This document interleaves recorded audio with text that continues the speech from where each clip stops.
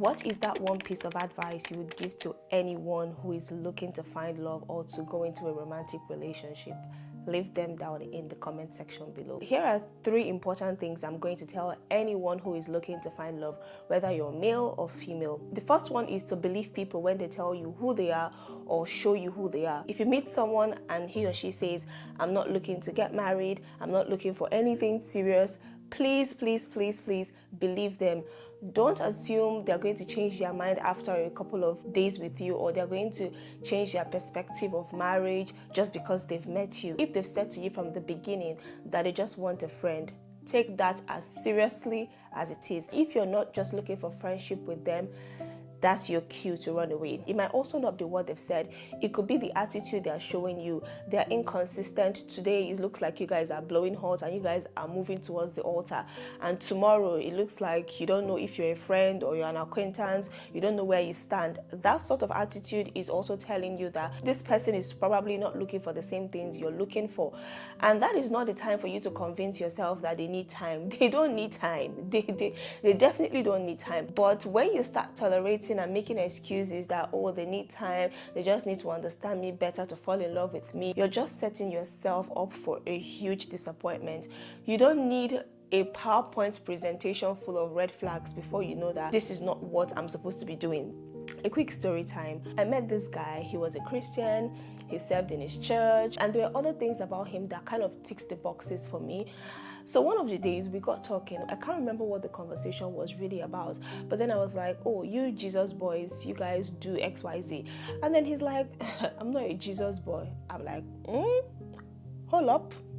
You're not? Oh no, stop it. You are. Stop it. You're a Jesus boy. You are a Jesus boy Pro Max.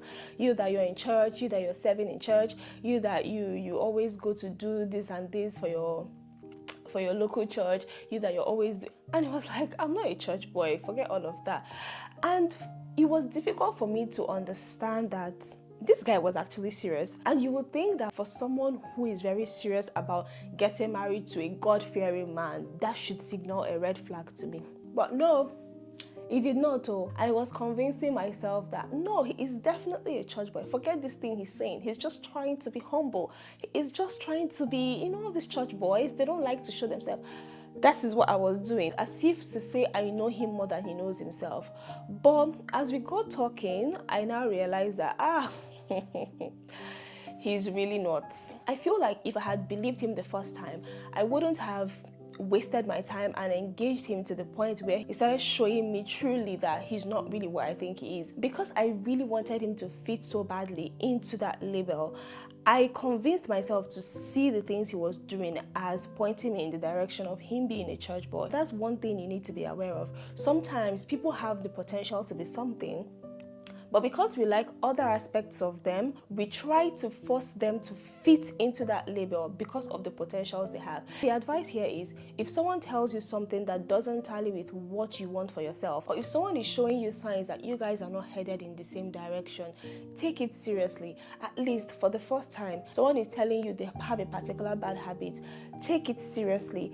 Find out if it is something you can deal with if they never change. When it is that this person is just telling you that this is who I am, there's no plan to change, very unapologetically, and you're still saying, oh no, he's going to change, I'm going to change him, don't abort mission. The second advice is to be the person you want to attract.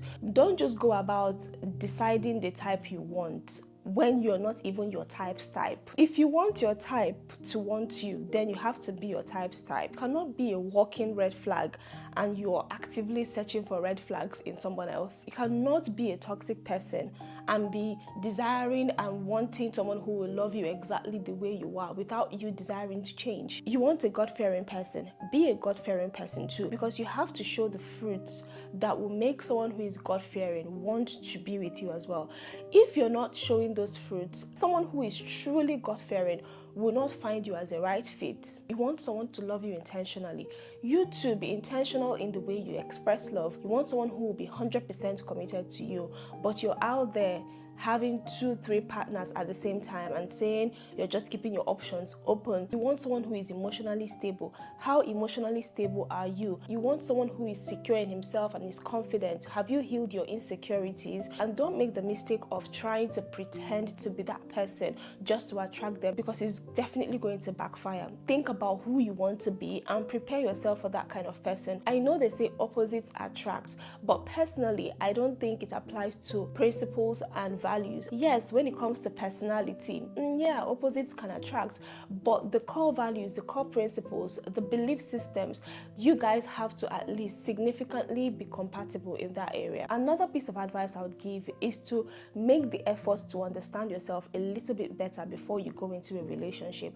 I know it's common for people to prepare physically and financially and sometimes spiritually when they're about to get married or get into a serious relationship, but what we don't take the time to understand is about our emotions, about our mind, about how we operate. You're planning to go into a relationship, but you don't even know your communication style. Have you worked on your communication skills? Do you know how to manage your emotions when things don't go your way? You don't understand what makes you worried, what gets you stressed up, and how someone could help you in those situations. Because if you don't understand yourself, how do you communicate that to the person you're going into a relationship with? Love is not supposed to complete you, it is supposed to complement you. If you don't understand yourself to a certain degree, you won't be able to make the right choice of someone who will complement you. So you need to take time to understand yourself. What are you like when you're worried? What are you like when you're stressed? Why do you like the things you like? What exactly are you looking for in a partner, and why do those things matter to you? What do you want for your life, or at least what don't you want for your life? This point is especially crucial if you've been in and out of a relationship. It's very easy for you to convince yourself that every failed relationship was a problem of the other person, but it could also be that you're not making the right choices. So before you go into the next relationship, take some time to check out the patterns. What is common among all the people that you've been with?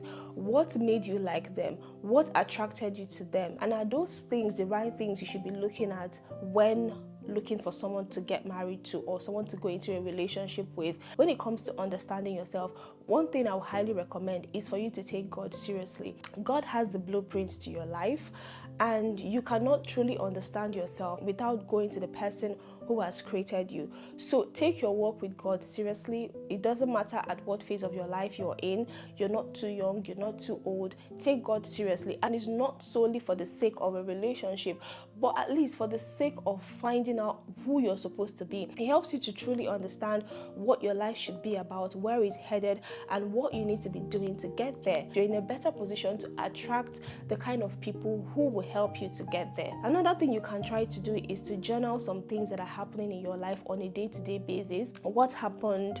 How did you react to it? And why did you react to it the way you did? This will help you to have an idea of the kind of person you are really. The fourth advice is that a good person or a good Christian is not necessarily a good partner. I know it is supposed to translate to that, but unfortunately it doesn't work that way. You also need to pay attention to their manners, how they treat people, how they communicate, how they view life, their mindset on money, their mindset on family. Look beyond the labels. Oh, this person is a Christian, or this person is a pastor. Look beyond that. How do they handle stress? How do they take accountability? Are they quick to apologize when they are wrong? How do they act when they are worried? How do they act when things don't go their way? How do they react to life's challenges, basically? Because being a good person or being a good Christian is a different skill set from being a good partner. I hope this helps you in one way or the other. If you enjoyed this video and you found it helpful, you would also like this video where I spoke about common mistakes you need to avoid if you want loyal friends. See you in my next video. Bye.